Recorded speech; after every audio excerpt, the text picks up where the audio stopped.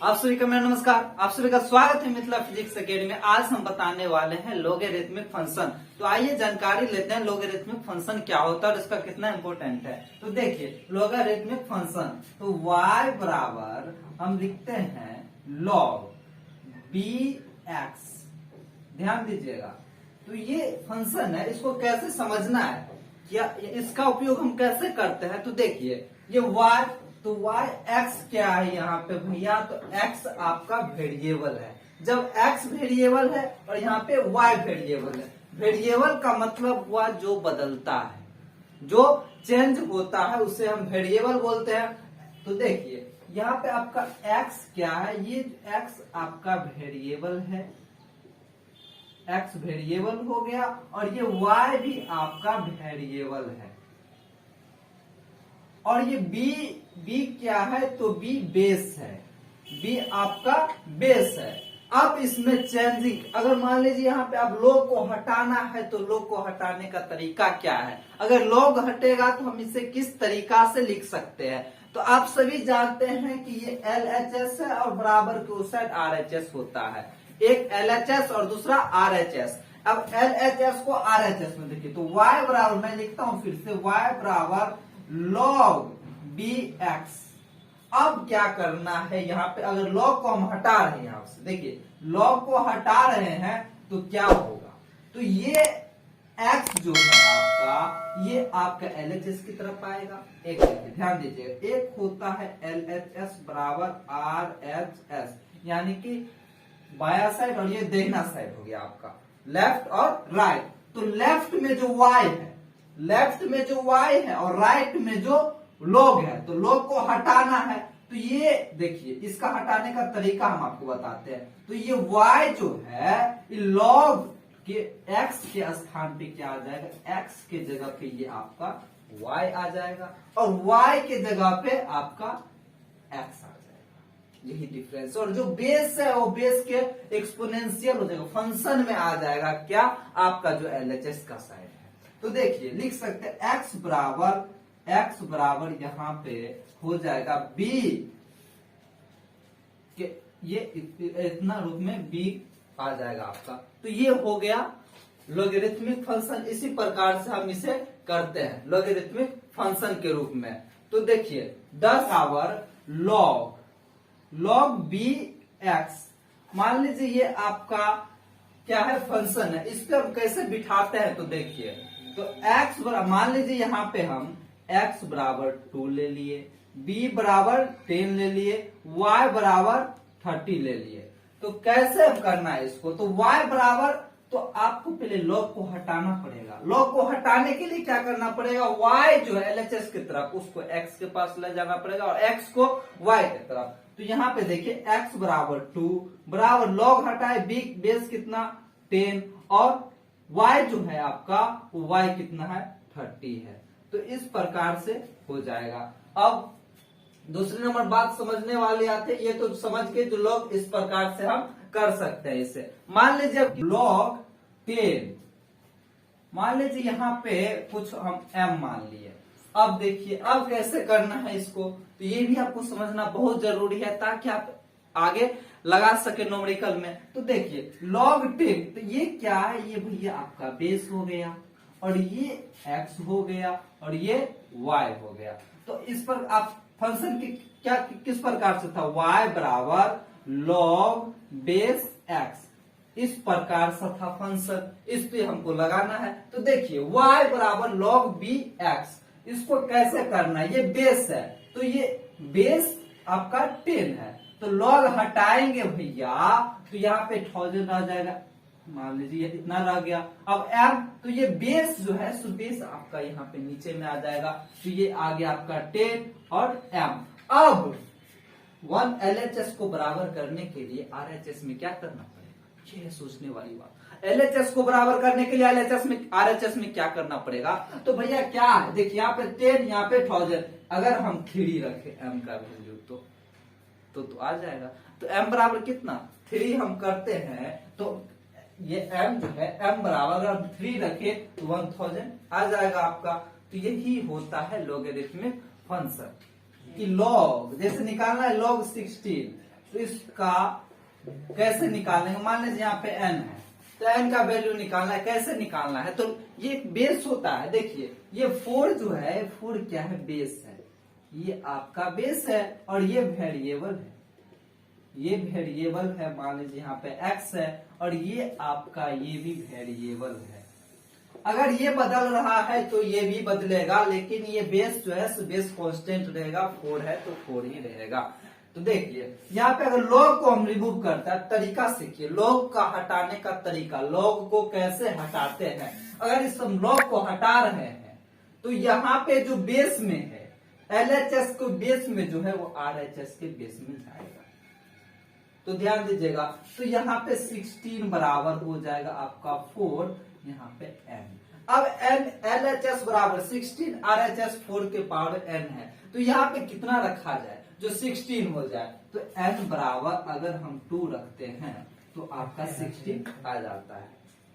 अब समझते हैं फिर अगर लोग 16 का अगर मान निकालना है, लेकिन हम बेस को थोड़ा सा यहाँ क्या करते हैं? चेंज करते हैं, बेस में थोड़ा सा चेंजिंग लाते हैं। फिर से देखिएगा log 2 यहाँ पे मान ले 16 तो बराबर n। अब देखिए अब बेस को इस तरफ लाना है, 16 बराबर 2n। अब n के स्थान पे कितना रखा जाए? n के स्थान पे कितना रखा जाए कि 16 आ जाएगा? तो n बराबर अगर आप 4 रखते हो तो 16 आ जाता है। LHS बराबर, तो ये डिपेंड करता है। देखिए यहाँ पे आपको क्या log 16 का मान यहाँ पे 2 आ रहा है, log 16 का 2 आ रहा है, लेकिन डिपेंड यहाँ पे बेस पे डिपेंड कर रहा है। बेस कितना है? बेस 4 और बेस 2। यहाँ पे बेस 2 लिया गया है तो यहाँ पे 4 आ रहा है, और यहाँ पे बेस 4 लिया गया है तो 2 आ रहा है। तो कहने वाली बात थी कि log x 10 यानी log 10 का जो पावर में है x जो है ये बेस हो गया इसका बराबर y। तो इस प्रकार से x बराबर 10 एक्सपोनेंशियली y हो जाता है। अब यहाँ पे देखिए log e पावर में x बराबर y, तो x बराबर e y नेचुरल log इसे हम कहते हैं। अब इसे कन्वर्ट करने का तरीका क्या है? log x को log ये जो है ये 10 log और एक log ex, इसको कैसे कन्वर्ट किया जाए? तो log बराबर होता है 2.36। इसको आप ऐसे लिख के कन्वर्ट कर सकते हैं। अब समझने वाली बात यह है कि एवरेज क्या होता है। तो आइए एवरेज पे हम चलते हैं। Rate of change, rate of change क्या होता है जो आप लोगों को समझना बहुत जरूरी है। रेट ऑफ चेंज ऐसा टॉपिक है जो पूरे आपको क्लास 11th हो या क्लास 12th हो, ऐसा कोई चैप्टर नहीं जिसमें रेट ऑफ चेंज का जरूरत न पड़ता हो। रेट ऑफ चेंज ऐसा टॉपिक है जो आपको हर जगह देखने को मिलेगा, देखने को ही नहीं पढ़ने को भी मिलेगा। पढ़ने को भी नहीं, आपको सवाल उससे बनाना पड़ेगा। इससे इतना इंपॉर्टेंट है कि क्या बताए कितना इंपॉर्टेंट है, वो तो आपको पढ़ाएंगे आगे, आपको तब लगेगा कि कितना इंपॉर्टेंट है। तो आइए शुरू करते हैं। रेट ऑफ चेंज क्या होता है? रेट ऑफ चेंज क्या होना चाहिए, क्या होता है? रेट ऑफ चेंज का मतलब है किसी के रेट में चेंज कर दे, मतलब फाइनल माइनस इनिशियल, कुछ इसी प्रकार से आपको देखने को मिलेगा। फाइनल क्या है, इनिशियल क्या है। मान लीजिए मैं देखिए यहां से यहां के बीच की दूरी है 100 किलोमीटर। मैं थोड़ा एग्जांपल से शुरू करता हूं और आपको मैं सब्जेक्ट के ऊपर लेके चलूंगा, फिर आपको टॉपिक के ऊपर लेके आऊंगा। ये मान लीजिए एग्जाम्पल है कि ये 100 किलोमीटर का एक कार है जो 100 किलोमीटर दूरी तय किया। बताओ भैया यहां से यहां की 100 किलोमीटर दूरी है और उसको समय लगा 2 घंटा। समय कितना लगा? तो टाइम बराबर 2 आवर। अब ये जो चालक है इनसे कोई पूछे बताओ भैया तुम्हारा एवरेज स्पीड क्या है? एवरेज स्पीड क्या है? तो एवरेज स्पीड बताओ भैया तुम्हारा एवरेज स्पीड क्या है? तो ये क्या बताएगा? 100 किलोमीटर बाय 2 आवर, यानी कि काट दिया यानी 50 किलोमीटर पर आवर। ये क्या बताएगा कि 50 किलोमीटर पर आवर हो सकता है। ये कभी 1 किलोमीटर यानी कि 1 मिनट में भी गया हो, 2 मिनट में भी गया हो, 2 किलोमीटर कभी 4 मिनट में भी गया हो, यानी एक समान तो नहीं चला होगा। एवरेज चला, यानी कि कभी ज्यादा कभी कम, कभी ज्यादा कभी कम, उसी को हम एक एवरेज में लाए। भैया एवरेज लो, मान लीजिए क्रिकेट मैच हो रहा हो, क्रिकेट मैच में सुनिएगा जरा ध्यान से, एग्जाम्पल समझ गए, कहानी खत्म, आपको कहीं दिक्कत नहीं आने वाला है भाई साहब। देखिए मान लीजिए 0 रन, 0 ओवर से शुरू हुआ, 0 रन मारा, यहाँ पे ओवर से शुरू हुआ 0 रन, यहाँ पे रन भी कितना 0। अब देखिए ओवर हो गया 50 ओवर, और रन जो मार दिया वो रन मार दिया आपका 350 रन मार दिया, प्लेयर ने 350 रन मार दिया। अब बताइए 50 ओवर का एवरेज स्कोर क्या है? 50 ओवर जो खेला उसका एवरेज स्कोर बताइए। तो एवरेज रन रेट, तो एवरेज ध्यान दीजिएगा, एवरेज रन रेट क्या होता है? तो एवरेज रन रेट बराबर final run rate minus initial run rate. तो देखिए final run rate minus initial run rate यानी कि कितना खेला गया, तो 350, तो 350 बाय 50 माइनस 0 यानी कि 7, एक ओवर पर ओवर 7 रन जो है पर ओवर उसने खेला, तब जाके 15 ओवर में 350 रन का मारा। तो ये हो गया एवरेज।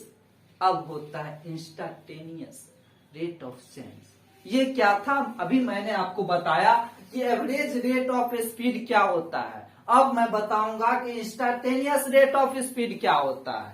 तो देखिए इंस्टेंटेनियस, अब आपको मैं बताया था पिछले, जब मैंने पिछले लेक्चर में पढ़ाया था कि चेंज के बारे में, चेंज क्या होता है, तो उस पर भी थोड़ा 1 सेकेंड मात्र चर्चा कर लिया जाए, ताकि आपके मनों में जितने भी डॉट्स हो वो सारे का सारे क्या हो जाना चाहिए, क्लियर हो जाना चाहिए। डॉट्स बड़ा खराब चीज होता है, उसको नजरअंदाज मत करें। देखिए मैंने आपको बताया था, चेंज जब पढ़ा रहा था तो चेंज में बताया था एक होता है सिग्निफिकेंट और दूसरा इनसिग्निफिकेंट। सिग्निफिकेंट का मतलब जो दिखे उसे हम सिग्निफिकेंट कहते हैं, और इनसिग्निफिकेंट का मतलब होता है जिसे हम नजरअंदाज कर दे, जिसे हम चाहे तो नजरअंदाज कर दे। मान लीजिए मेरे सिर पे इतना बाल है, मैं अगर 1-2 बाल टूट भी गया तो मैं नजरअंदाज कर सकता हूँ। मैं ऐसा थोड़ी बोलूंगा है गंजा हो गया, कोई नहीं बोल सकता। हाँ अगर पूरा बाल उड़ गया तब सोचने वाली बात है, तब सिग्निफिकेंट, तब दिखेगा भाई मेरा तो पूरा बाल उड़ गया। तो वो होता है सिग्निफिकेंट, और एक होता है इनसिग्निफिकेंट। सिग्निफिकेंट जिसे आप देख सकते हो, जिसे आपको लगे नहीं ये हुआ। इनसिग्निफिकेंट जिसे आप नजरअंदाज कर सकते हैं। तो जहां पे आपको बड़ा चेंज दिखने को मिले वहां पे हम डेल्टा का यूज करते हैं। क्या? तो डेल्टा का यूज वहां किया जाता है जहां पे सिग्निफिकेंट हो। और एक क्या होता है? इनसिग्निफिकेंट। और दूसरा होता है इनसिग्निफिकेंट, जिसको हम स्मॉल डी से रिप्रेजेंट करते हैं। ये हो गया आपका इनसिग्निफिकेंट। जैसे अब देखिए एग्जांपल लेते हैं, जैसे टाइम बड़ा चेंज हो रहा है तो डेल्टा टी इसका मतलब हुआ कि चेंज बड़ा है, टाइम भी चेंज बड़ा है। अगर डेल्टा के जगह dt लिखे इसका मतलब स्मॉल चेंजिंग हुआ है टाइम में स्मॉल चेंजिंग मिला है। तो ये चीज डेल्टा क्या है, डी क्या है, स्मॉल चेंज क्या होता है, बड़ा चेंज क्या होता है, सिग्निफिकेंट क्या होता है, इनसिग्निफिकेंट क्या होता है, ये चीज आपको जानना बहुत जरूरी होता है। इन फिजिक्सों में लगाने के लिए, फिजिक्स को पढ़ने के लिए आपको ये सब बेसिक चीज से ही फिजिक्स जुड़ के बना है, और ये बेसिक चीज आपको आना चाहिए, तब जाके आप फिजिक्स में आगे पढ़ सकते हैं, न्यूमेरिकल बना सकते हैं। तो अगर आपको अच्छा लगा हो मेरा इस लेक्चर देख के, तो प्लीज इस चैनल को लाइक, सब्सक्राइब एंड कमेंट करके जाइए। आप